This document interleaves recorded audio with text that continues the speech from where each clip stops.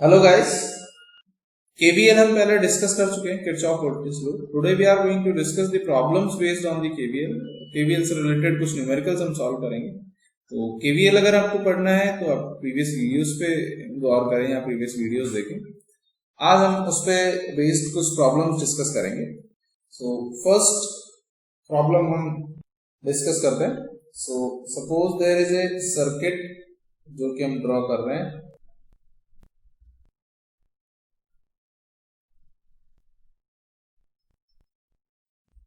इस सर्किट में हमको वोल्टेजेस दिए हुए हैं। हर रेजिस्टेंस के अक्रॉस वोल्टेज की डायरेक्शन क्या है और उस वोल्टेज की वैल्यू क्या है। ये 30 वोल्ट्स है, 2 volts, this is 1 volt, this is unknown voltage V1। और सपोज करो नीचे भी हम दो रेजिस्टेंस इंट्रोड्यूस कर देते हैं। यहाँ एक रेजिस्टेंस है, यहाँ एक रेजिस्टेंस है, and the direction of the voltage is basically in this way. और उस वोल्टेज की वैल्यू है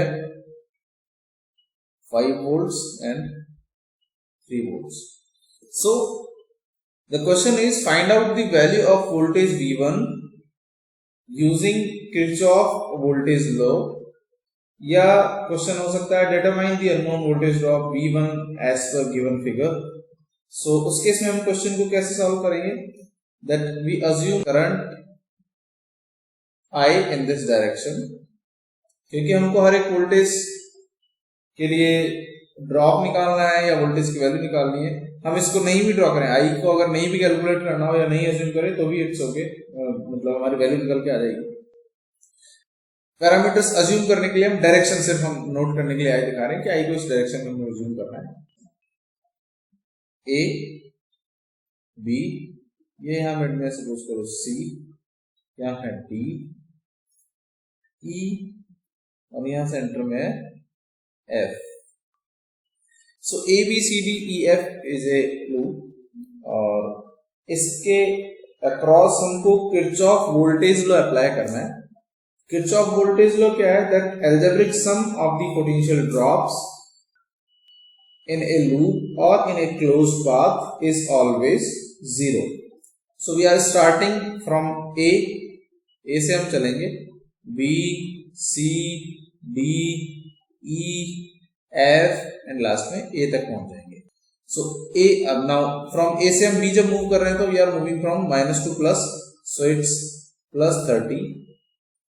जब हम बी से सी मूव कर रहे हैं we are moving from plus to minus, so minus 2 volts minus what is this plus 30 due to this voltage source, minus 2 minus 1, then minus V1 minus 3 minus 5 is equals to 0.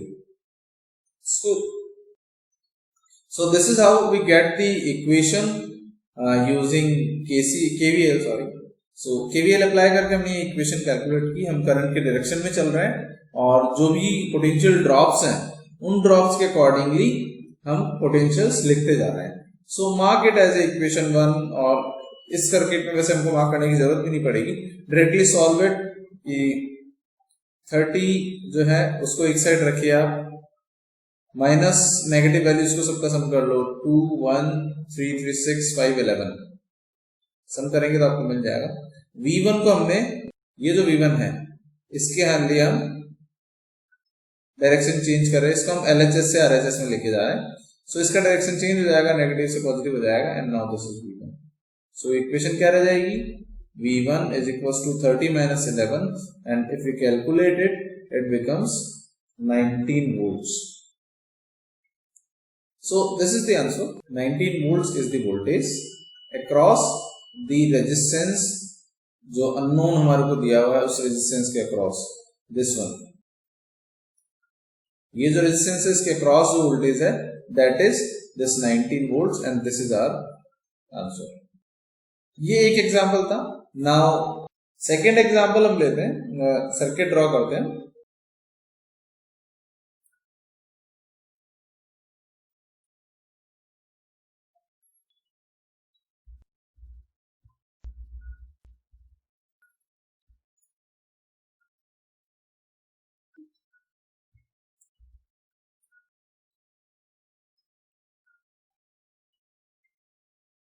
ये circuit basically दो हिस्सों से मिलकर बना है. This branch is directly connected to this and this is connected to this and this current is given by I और इसका potential है 40 वोल्ट, इसका रेजिस्टेंस की वैल्यू है 8 ohms. This resistance is of 2 ohms. This is of 100 volts and this resistance is of 30 ohms. Now what is the question? Question is that find out the value of I. I की value क्या है? दूसरी बात, what is the voltage across 30 ohm resistance? अब अगर हमको I की value पता लग जाएगी तो we will be easily able to calculate the voltage across 30 ohm resistance और पावर पूछा जाए तो power consumed by the 30 ohm resistance, ये हम कैलकुलेट करने में सक्षम होंगे और we are able to connect it. Now for solving this circuit, पहले हमको सर्किट को ऑब्जर्व करना है that this circuit is not easily understandable situation. So हम क्या करने वाले हैं कि I am marking some points A, B, C, D. मैं लूप में चल रहा हूं, ठीक है, सर्किट के लाइन से चल रहा हूं. Now D is connected to this point, so E, F, G, H and then back to A. So we name all the nodes की क्या नोड्स के नोमेनक्लेचर से हमने मार्क कर दी. नाउ अब हम देखें तो F और G पॉइंट को आप पकड़ो and rotate it like this. 3D rotation की बात करें तो हम इसको दूसरे डायरेक्शन में रोटेट कर दें. रोटेट करने के बाद क्या होगा, circuit become something else and what will be that, I am drawing the new circuit and that is we are rotating FG. आप अगर चाहें तो BC को भी रोटेट कर सकते हैं सर्किट को सीधा करने के लिए. ट्विस्टेड सर्किट है तो इस ट्विस्टेड सर्किट को हम रीट्विस्टिंग कर रहे हैं. B और C एंड से भी आप रोटेट कर सकते हो और F और G से भी कर सकते हो. सो हम पहले सर्किट बना रहे हैं जब हम F और G को रोटेट कर दें तो rest circuit will remain same, बाकी का जो सर्किट है वो बिल्कुल सेम रहेगा. सो पहले हम उसको ड्रॉ कर देते हैं. अब इसको जो हम रोटेट करेंगे तो देखो ऊपर वाली D वाली है, मैं एक बार ये भी मार्क कर देता हूं, that C, B, A, these are the points basically.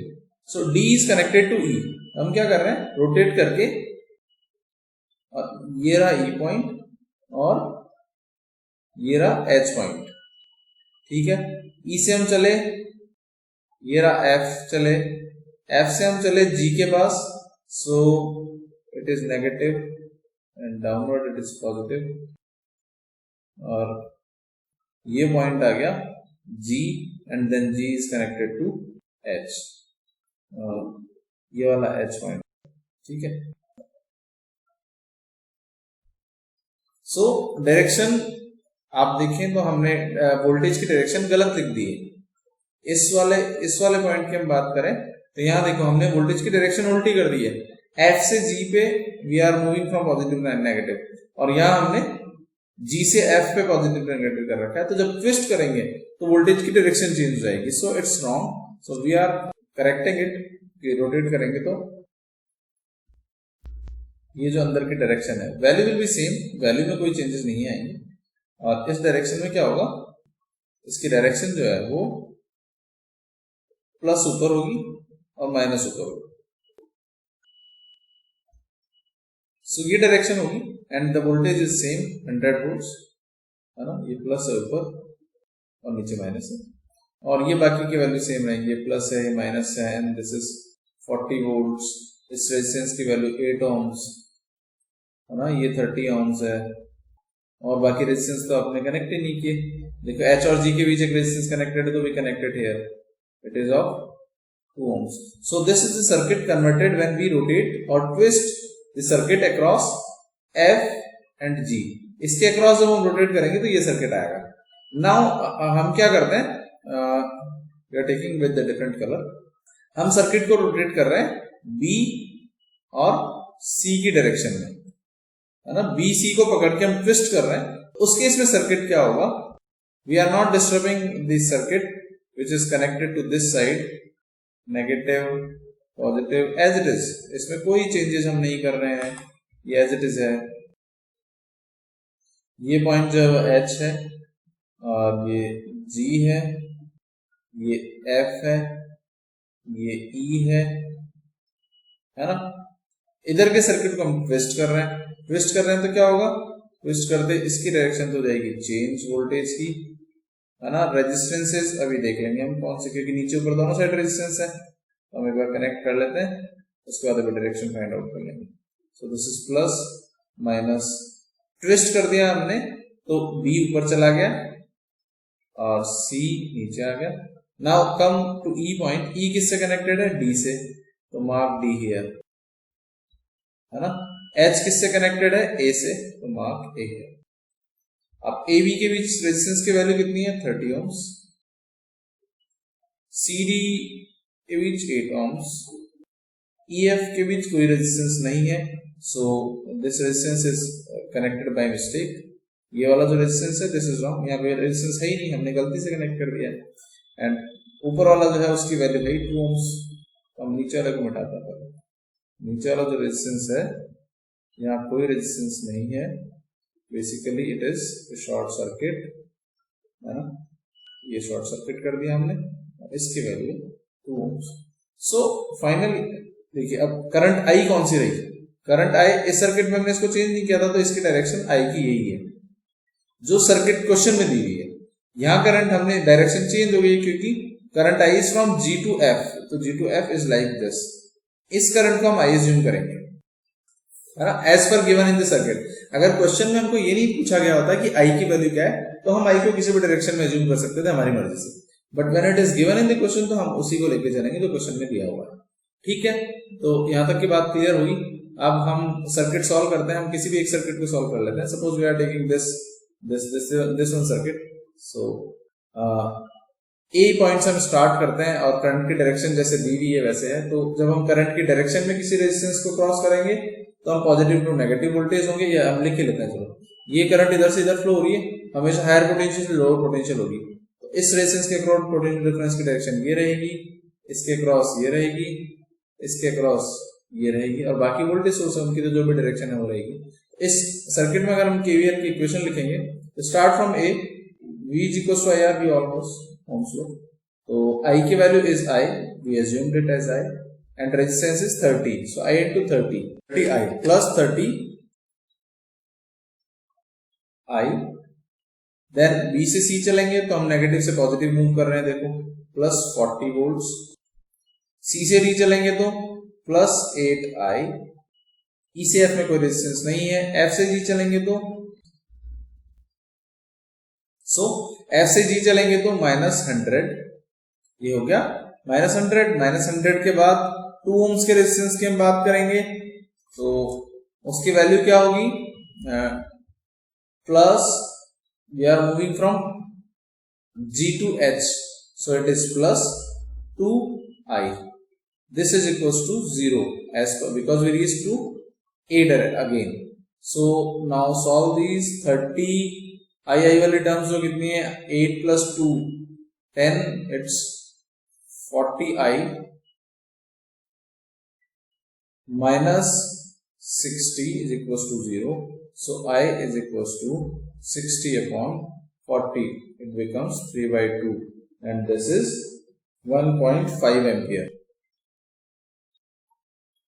So दूसरे इस सर्किट की जब हम बात करेंगे, इस वाले सर्किट की, they are same circuit, so the answer should be always same. अब इस सर्किट में हम सेम वही A से स्टार्ट करते हैं और BC की साइड चलना स्टार्ट करते हैं। एक बार करंट से हम डायरेक्शंस लिख लेते हैं। वोल्टेज इसकी इस साइड प्लस होगा, इस साइड माइनस होगा, इसकी डायरेक्शन तो जो भी है जो होगी, यहाँ प्लस होगा, ये माइनस होगा, ये प्लस होगा, ये माइनस होगा। करंट की डायरेक्शन आई जब हम अचीव कर रहे हैं। So start from point A, where is that A, okay, ABC आप चाहो तो इस डायरेक्शन में भी आ सकते हो, चाहो तो करंट की डायरेक्शन में भी आ सकते हो, तो हम करंट की डायरेक्शन में चलते हैं।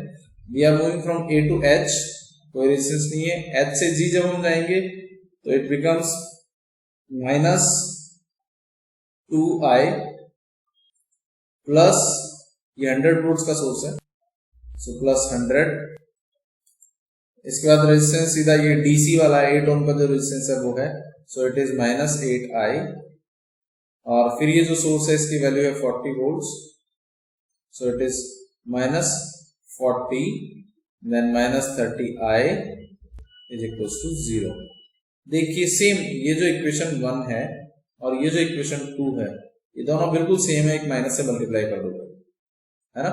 सो we are converting it that it is -8 + 2 10 + 30 40i